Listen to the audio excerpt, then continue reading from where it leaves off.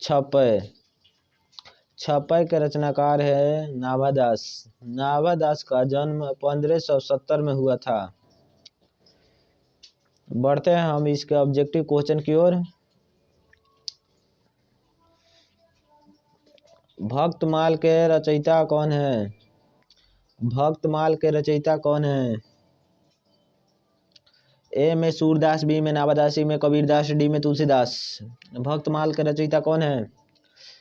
भक्तमाल के रचयिता नाभादास है। कौन है? नाभादास। बढ़ते हैं इसके अगले क्वेश्चन की ओर। छपय। ए में शमशेर बहादुर सिंह, बी में विनोद कुमार शुक्ल, सी में अशोक वाजपेयी, डी में नाभादास। किसकी रचना है छपय? छपय नाभादास की रचना है। छपय नाभादास की रचना है। नाभादास ने सूर्यदास को किस क्षेत्र के अद्भुत कराया? अद्भुत कहा है। नाभादास ने सूर्यदास को किस क्षेत्र में अद्भुत कहा है? ए में रसधारी, बी में तुकधारी, सी में विविधधारी और डी में वृद्धधारी।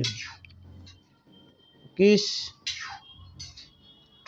क्षेत्र में? बी में तुकधारी। निम्नलिखित में से कौन से कवि निरक्षर थे? ए में कबीरदास, बी में सुमित्रानंद पथ और सी में विद्यापति और डी में नागार्जुन। कौन थे? कबीरदास। कौन थे? कबीरदास।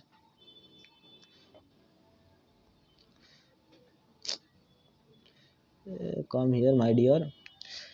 नाभादास के दीक्षा गुरु कौन थे?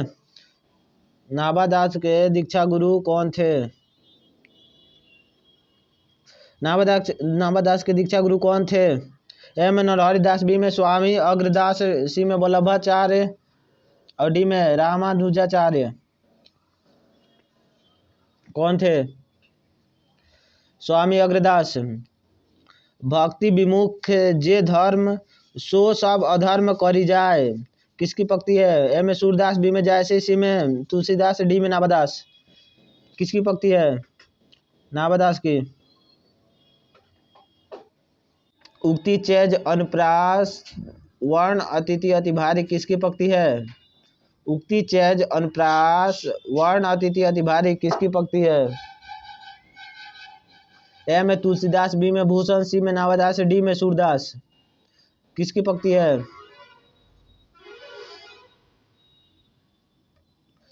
ये पंक्ति है नाभादास की। सी में नाभादास की। नाभादास किसके शिष्य थे? ए में महादास, बी में अग्रजास, सी में तुलसीदास, डी में रामानंद। नाभादास किसके शिष्य थे? अग्रदास के। पाठ्य पुस्तक में नाभादास की कविता किन दो कवियों के बारे में है? ए में जयसी और सूरदास, बी में कबीर और सूरदास, सी में तुलसीदास और कबीरदास और डी में सूरदास और तुलसीदास। किन दो कवियों के बारे में है? कबीरदास और सूरदास। यहाँ तक नाभादास के जो कविता है छपय वह समाप्त होता है। इसकी ऑब्जेक्टिव समाप्त होती है। बढ़ते हम अगले कविता की ओर, उसके ऑब्जेक्टिव की ओर। अब हम शुरू करते हैं कवित। कवित के लेखक है भूषण। भूषण का जन्म 1613 में तथा उनका मृत्यु 1715 ईस्वी में हुआ था। कवि भूषण का प्रथम कवित किस ऐतिहासिक पुरुष से संबंधित है? एक ए में तुलसीदास, बी में शिवाजी, सी में रणजीत सिंह और डी में छत्रसाल। किससे संबंधित है? शिवाजी से। छत्रसाल दशक के रचनाकार है। ए में तुलसीदास, बी में जयसी, सी में भूषण, डी में नाभादास। कौन है? छत्रसाल दशक के रचनाकार भूषण है। भूषण की कविता है कवित, मातृभूमि, झंकार, तोड़ती पत्थर। कौन है? कवित। शिवाजी के पुत्र का नाम क्या था? शिवाजी के पुत्र का नाम क्या था?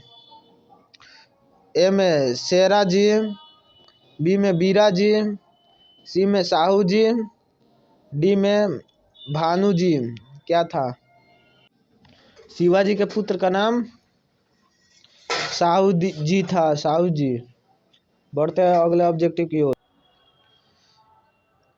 शिवा बावनी में कितने मुक्तक है? ए में 56, बी में 52, सी में 60, डी में 65। शिवा बावनी में 52 मुक्तक है। भूषण किस काल के कवि है? ए में आदिकाल, बी में आधुनिक काल, सी में भक्ति काल, डी में रीतिकाल।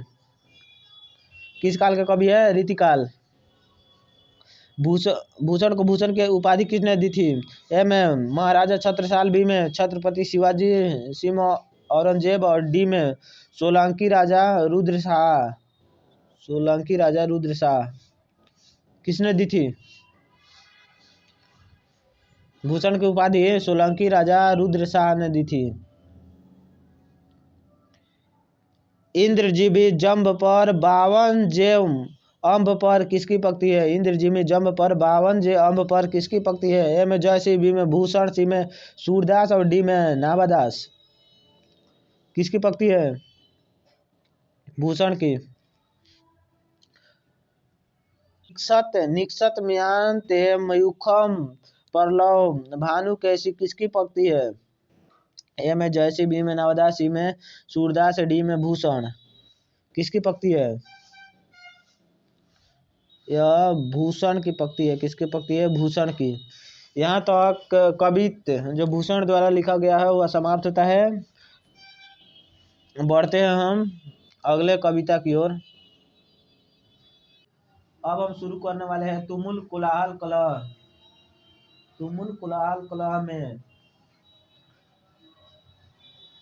जो जयशंकर प्रसाद द्वारा लिखा गया है। जयशंकर प्रसाद का जन्म 1889 में तथा उनका मृत्यु 1937 ईस्वी में हुआ था। बढ़ते हैं इसका ऑब्जेक्टिव की ओर। तुमुल कोलाहल कलह में किस काव्य से उद्धृत अंश है? ए में कामायनी, बी में शकंद्र गुप्त, सी में ध्रुव स्वामिनी, डी में चंद्रगुप्त। तुमुल कोलाहल कलह में किस काव्य के उद्धृत अंश है?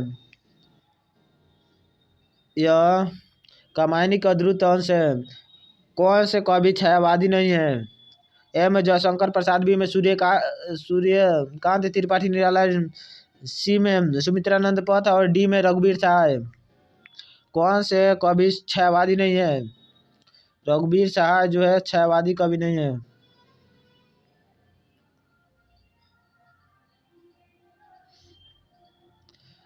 उन्हीं जीवन घाटियों की मैं सरस बरसात रे मन पंक्तियों के कवि है। ए में महादेवी वर्मा, बी में जयशंकर प्रसाद, सी में निराला और डी में हरिवंश राय बच्चन। पंक्ति के कवि है जयशंकर प्रसाद। कौन है? जयशंकर प्रसाद। बढ़ते हैं अगले ऑब्जेक्टिव क्वेश्चन की ओर। जयशंकर प्रसाद किस वाद के संबंधित रचनाकार है? किस वाद से संबंधित रचनाकार है? में छायावाद, बी में प्रगतिवाद, सी में प्रयोगवाद, डी में नई कविता। किस वाद के रचनाकार है? जयशंकर प्रसाद जो है वह छायावाद के रचनाकार है। छायावाद के रचनाकार है जयशंकर प्रसाद। किस वाद के कवि थे? ए में प्रयोगवाद, बी में प्रबंधवाद, सी में छायावाद, डी में प्रगतिवाद। किस वाद के? छायावाद। जयशंकर प्रसाद के नाटकृत है। ए में ध्रुव स्वामिनी, बी में आषाढ़ का एक दिन, सी में लहरों का राजहंस, डी में कोणार्क। जयशंकर प्रसाद का नाटकृत है ध्रुव स्वामिनी। कौन है? ध्रुव स्वामिनी। तुमुल कोलाहल कलह में शीर्षक कविता के कवि है। ए में सुभद्रा कुमारी चौहान, बी में ज्ञानेंद्र पति, सी में रघुवीर सहाय, डी में जयशंकर प्रसाद। कौन है? जयशंकर प्रसाद जी है। जयशंकर प्रसाद किस काल के कवि है? जयशंकर प्रसाद किस काल के कवि है?